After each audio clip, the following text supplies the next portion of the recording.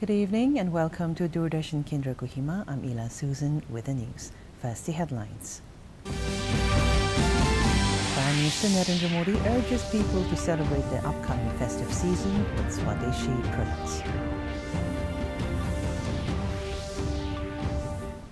Divisional Forest Officer Dr. Sevano Selitsu inaugurates village road and footpath constructed under Nagaland Forest Management Project at Semini. Extra Assistant Commissioner of Dimapur, Imle Jungla Lemtur, stresses on collective action in addressing environmental concerns. And External Affairs Minister Dr. S. J. Shankar says India will always maintain its freedom of choice. And now the news in detail. Prime Minister Narendra Modi today urged people to celebrate the upcoming festive season with Swadeshi products and make vocal for local de mantra. Sharing thoughts in his Mann Ki Baat program on Akashvani, Mr. Modi remarked that festivals are coming one after another in the coming days and the GST Budget Utsav is also going on. He called upon people to make a resolution to buy products that are produced in the country. He added that doing so will bring hope to a family, honor the hard work of an artisan, and also give wings to the dreams of a young entrepreneur. Mr. Modi also emphasized that cleanliness during the festive season should not be limited to homes, but extend to streets, neighborhoods, markets, and villages. Stating that khadi sales have seen a surge in recent years, he urged everyone to buy a khadi product on the 2nd of October, which is Gandhi Jayanti, and share it on social media with the hashtag Vocal for Local. पतवार वाली नाव यानी हवा के वेग से आगे बढ़ने वाली नाव से 50,000 किलोमीटर की यात्रा कर सकते हैं और वो भी तब जब समंदर में मौसम कभी भी बिगड़ जाता है।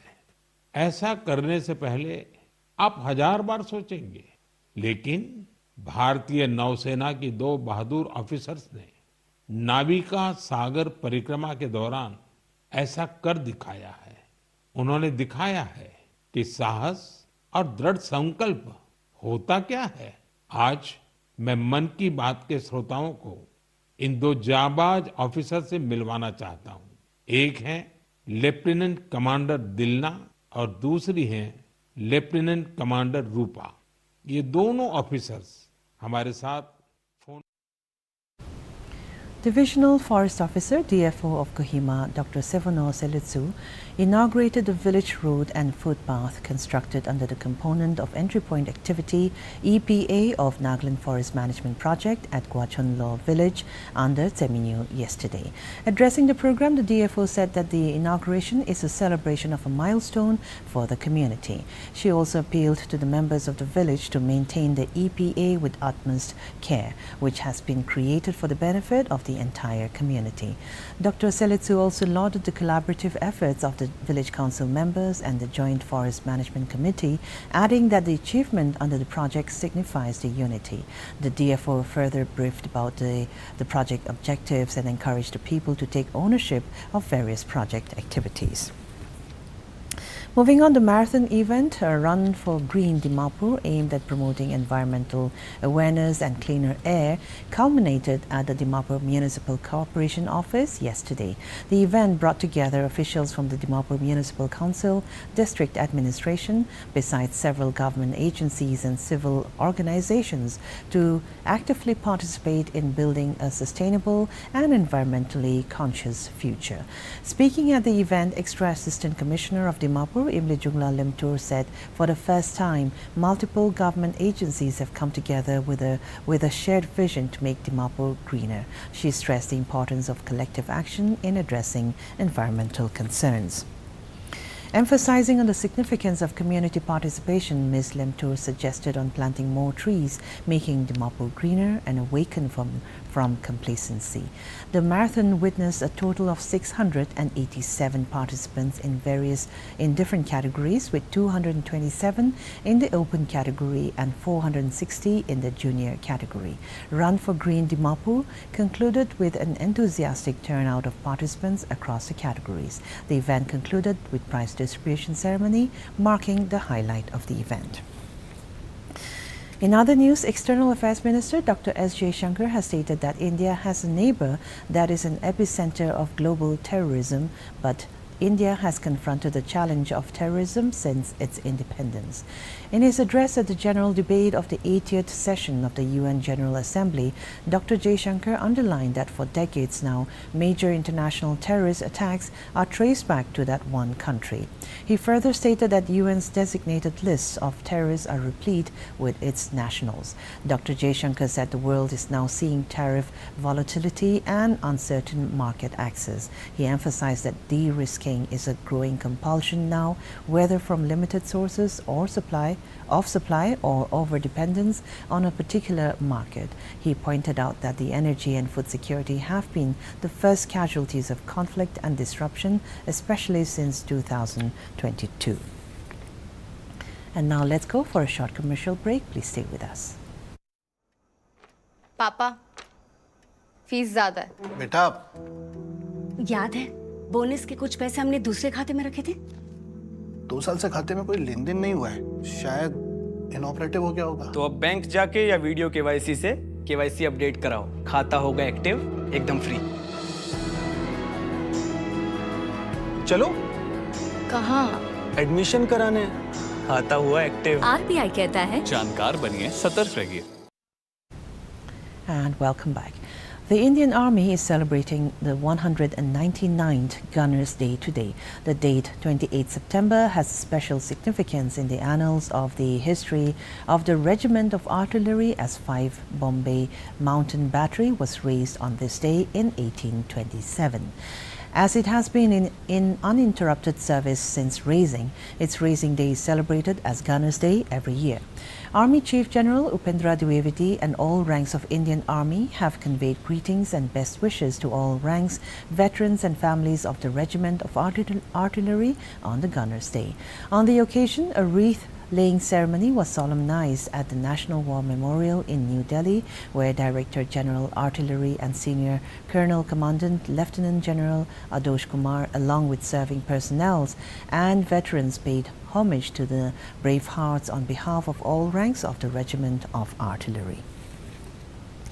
The Chief Justice of India, Justice B.R. Gavai, said the process of mediation cannot be successful by any single law. Rather, it is possible only through consistent practices. He said legal services authorities can also play a big role at a grassroots level for the successful implementation of mediation practices. Inaugurating the 2nd National Mediation Conference 2025 at Bhubaneswar yesterday, Justice Gavai emphasized the importance of mediation in achieving speedy justice and reducing the burden of courts. He also said the process of mediation can be successful with commitments of judges, lawyers, community leaders and other stakeholders. Prime Minister Narendra Modi today paid tributes to Indian revolutionary Bhagat Singh and Bharat Ratna playback singer Lata Mangeshkar on their birth anniversary. Addressing the 126th episode of his monthly radio program, Man Ki Baat, Prime Minister Modi called Bhagat Singh a source of inspiration for every Indian, especially for the youth of our nation. He mentioned that Bhagat Singh was also very sensitive towards people's sufferings and always came forward to help them. The Prime Minister also remembered Lata Mangeshkar, stating that she had a deep connection with the Indian culture. Bharat की 2 महान विभूतियों की जयंती है। मैं बात कर रहा हूँ शहीद भगत सिंह और लता दीदी की। साथियों, अमर शहीद भगत सिंह हर भारतवासी, विशेषकर देश के युवाओं के लिए एक प्रेरणापुंज है। निर्भीकता उनके स्वभाव में कूट कर भरी थी। देश के लिए फांसी के फंदे पर झूलने से पहले भगत सिंह जी ने अंग्रेजों को एक पत्र भी लिखा था। उन्होंने कहा था कि मैं चाहता हूं कि आप मुझे और मेरे साथियों से युद्धबंदी जैसा व्यवहार करें। इसलिए हमारी जान फांसी से नहीं, सीधा गोली मारकर ली जाए। यह उनके अदम्य साहस का प्रमाण है। भगत सिंह जी लोगों की पीड़ा के प्रति भी बहुत संवेदनशील थे और उनकी मदद में हमेशा आगे रहते थे। मैं शहीद भगत सिंह जी को आदरपूर्वक श्रद्धांजलि अर्पित करता हूं। The Election Commission of India, ECI, will deploy 470 senior officers as central observers to oversee the upcoming general election to the Bihar Legislative Assembly and by-elections in 8 states, ensuring free, fair and transparent polls. In an official statement today, the Commission said the observers, comprising 320 Indian Administrative Service, 60 Indian Police Service and 90 officers from the Indian Revenue Service, Indian Railway Accounts Service and Indian Civil Accounts Service, will monitor the electoral process in Bihar and by-elections in constituencies across Jammu and Kashmir, Rajasthan, Jharkhand, Telangana, Punjab, Mizoram and Odisha. It further stated that general and police observers leveraging their seniority and administrative experience will oversee the efficient management of the electoral process at the ground level, while expenditure observers will monitor candidates' election-related expenses to ensure compliance with regulations. Moving on to sports, in cricket, arch rivals India and Pakistan will face off in the Asia Cup final in Dubai today. The match will start at 8 p.m. Indian Standard Time. This will be the first India versus Pakistan final in Asia Cup history across 17 editions and 41 years. India, the most successful side in the competition with 8 titles, arrives as defending champions after their 223 ODI triumph. Competition and the 4th overall at this venue in 2025. The men in blue have enjoyed a flawless campaign so far, winning all 6 of their matches, including 2 victories over Pakistan, once in the group stage and again in the Super 4 stage.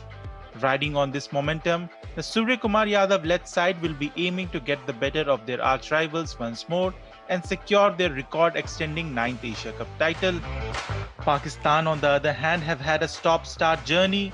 They suffered defeats only against India but managed to win all their other matches, some comfortably and others by bare margins, giving their fans a lot to cheer about. Their campaign has been mixed, but they have found ways to win through collective efforts rather than relying on individual brilliance. Talking about the rivalry between the two teams in finals, India and Pakistan have played 5 finals in limited overs tournaments that have included more than 5 teams. India's only wins have come in the Benson and Hedges World Championship of Cricket and the inaugural T20 World Cup in 2007. Pakistan have won the other 3 encounters, that is Australasia Cup. And now let's take a look at the weather reports of the district headquarters of Nagaland. Kohima today recorded a maximum temperature of 27 degrees Celsius and a minimum temperature of 19 degrees Celsius, while Dimapur had a maximum temperature of 33 degrees Celsius and a minimum temperature of 24 degrees Celsius. Wokha experienced a maximum temperature of 30 degrees Celsius and a minimum temperature of 22 degrees Celsius.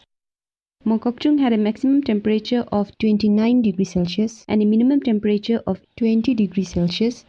Mon had a maximum temperature of 32 degrees Celsius and a minimum temperature of 22 degrees Celsius. Towards the east, Twinsang had a maximum temperature of 23 degrees Celsius and a minimum temperature of 16 degrees Celsius. Zinabuto had a maximum temperature of 26 degrees Celsius and a minimum temperature of 18 degrees Celsius. Phak had a maximum temperature of 25 degrees Celsius and a minimum temperature of 17 degrees Celsius. That's all for the weather report. And to end the news, here's a recap of our top stories. Prime Minister Narendra Modi urges people to celebrate the upcoming festive season with Swadeshi products.